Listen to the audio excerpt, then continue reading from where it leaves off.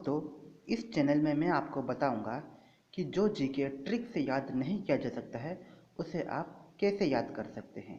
तो उसे याद करने का तरीका क्या है कि आप उसे एक डायग्राम से में आप बना लें या उसे एक पॉइंट वाइज या उसे सीरियल वाइज जमा लें, तो वह इजी वे में याद हो जाता है।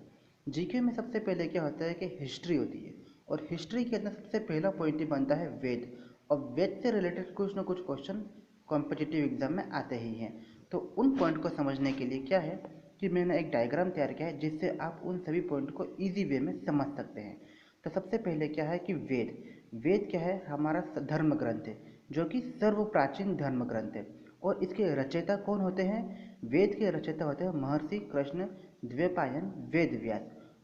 और ये कितने प्रकार के होते हैं? ये होते हैं 4 प्रकार के: ऋग्वेद, सामवेद, यजुर्वेद और अथर्ववेद। इनको याद करने का तरीका क्या है कि इनके अंदर क्या, सबसे पहले मैंने लिखा है ऋग्वेद। अब ऋग्वेद मैंने सबसे पहले लिखा है और अथर्ववेद मैंने सबसे बाद में लिखा है। अब ऋग्वेद सबसे पहले लिखा है इसलिए यह सर्व प्राचीन वेद हो गया। तो इसका ऋग्वेद क्या है? एक सर्व प्राचीन वेद है, वेद धर्म ग्रंथ है, ठीक है। और दूसरा सबसे एंड में लिखा है अथर्ववेद। अथर्ववेद क्या है? ये सबसे बाद का वेद है, इसलिए मैंने इसे सबसे बाद में लिखा है। अब इसके बाद में आता है सामवेद। ये संगीत का जनक हो गया, स से सामवेद, और ये संगीत का जनक हो गया। फिर एक होता है अपना गद व पद वाला वेद। अब इन चारों के अंदर बचा कौन सा? यजुर्वेद। तो गद व पद वाला वेद कौन सा हो गया? यजुर्वेद। अब वेद के अंदर कुछ पॉइंट होते हैं जिसमें सबसे पहला पॉइंट होता है श्लोक, सुक्तो, मंडल और वामन अवतार, ठीक है।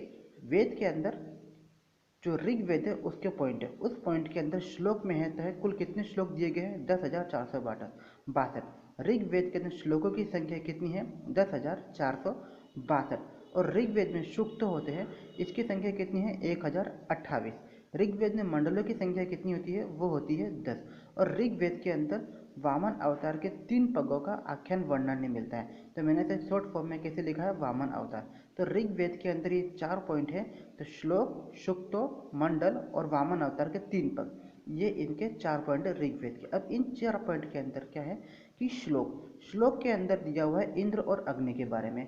तो इंद्र के लिए श्लोक में दिए गए हैं 250 श्लोक, और अग्नि के लिए दिए गए हैं 200 श्लोक। और इंद्र के जो 250 श्लोक है, अगर क्वेश्चन ये बनता है कि ऋग्वेद में सबसे ज़्यादा श्लोक किसके लिए दिए गए हैं, तो आप लिखेंगे इंद्र के लिए दिए गए हैं, 250 श्लोक दिए गए हैं। उसके बाद में आता है मंडल।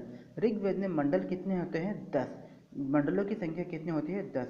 और इन मंडलों के अंदर 2 मंडल जो मेन है वो है 10वां मंडल और 9वां मंडल। 10वें मंडल के अंदर क्या दिया गया है कि चतुष्वर्णीय समाज का आदि स्रोत पुरुष सूक्त है। इसमें जो ये जो लाइन है ये मैंने शॉर्ट फॉर्म में लिखी, इसकी जो पूरी लाइन वो है कि चतुष्वर्णीय समाज की कल्पना का आदि स्रोत ऋग्वेद के 10वें मंडल में वर्णित पुरुष सूक्त है। इसे मैंने शॉर्ट फॉर्म तरीके से लिखा है याद करने के उद्देश्य से। अब 9वां जो मंडल है उसमें क्या हुआ है? उसमें दिया गया है देवता सोम का उल्लेख। तो ऋग्वेद के 9वें मंडल में है देवता सोम का उल्लेख। और जो लास्ट पॉइंट है वो वामन अवतार के 3 पदों का आख्यान वर्णन वो ऋग्वेद के अंदर है, ठीक। अब आखिरी वेद आता है अथर्ववेद। अथर्ववेद जो है ये सबसे बाद का वेद है, और इसके अंदर जादू टोना, तंत्र मंत्र, शाप, वंशीकरण, ये जो दिया है ये अथर्ववेद के अंदर है। तो जादू टोना, तंत्र मंत्र, शाप, वंशीकरण का जो वर्णन मिलता है वह अथर्ववेद के अंदर मिलता है। और अथर्ववेद के अंदर एक पॉइंट और है, वो प्रजापति की पुत्रियों के बारे में। तो जो प्रजापति की 2 पुत्रियां हैं, सभा व समिति, ये प्रजापति की 2 पुत्रियां हैं, इनका वर्णन भी आपको मिलेगा अथर्ववेद में।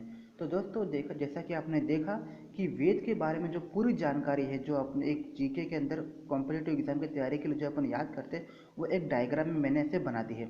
अब इसे आप आसानी से याद कर सकते हैं और इसके पॉइंट को आसानी से समझ सकते हैं। तो ठीक है गाइस, अगर आपको मेरा चैनल पसंद आया है तो आप इसे लाइक कीजिए, सब्सक्राइब कीजिए। Thank you.